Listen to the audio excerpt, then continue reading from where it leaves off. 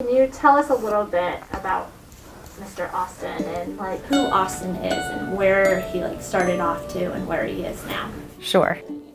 So Austin and I spent a lot of time together, more than I would have liked when he first came to us as a sixth grader. Super sweet kid, very intellectual. Guys, I'm already prepared. The kind of kid that you could have a really good back and forth conversation with. Unfortunately, that wasn't always well received in classes when kids were supposed to be quiet and learning. He was definitely a kid who was a lot rough around the edges. I think I broke up as many fights as I did have conversations with him. The first time Ms. Draper met me, she was pulling me away from a kid who had poured water all over me. I was in trouble every day in the principal's office. I had detention almost every night. He knows how to push buttons and get under people's skin, and I think he was explosive.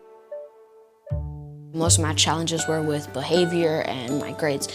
Mostly because my grades weren't bad because I wasn't smart. My grades were bad because I just didn't pay attention and I was always running my mouth.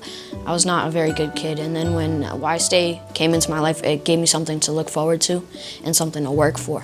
When he saw that we had an interest in him and I took the time to get to know him, I gave him time to use his voice and to vocalize his thoughts and to really just get that out. I quickly saw him soften. Ms. Draper, she has been amazing. She's not always on my side because usually my side's not the right side, but she does help me come over to the other side and realize that what I did was wrong even though when I'm not seeing that. So it helps me to realize that I have to make changes as well as not just putting everything off on other people.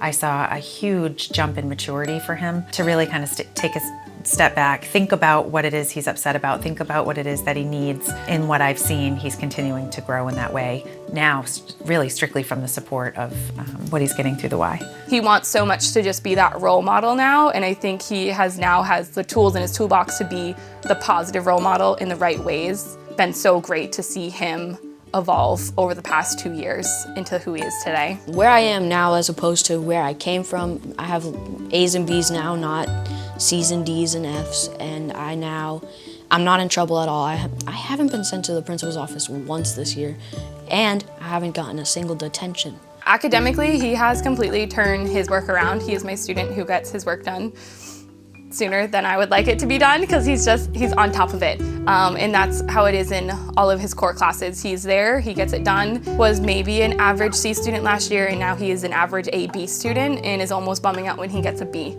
So he is doing amazing with his academics.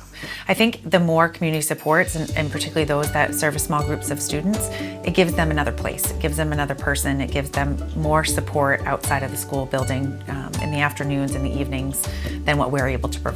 So it's really helped me to see that there's usually a flip side. There's a better side to life than just, hoping that you don't end up places. You want to hope that you end up places.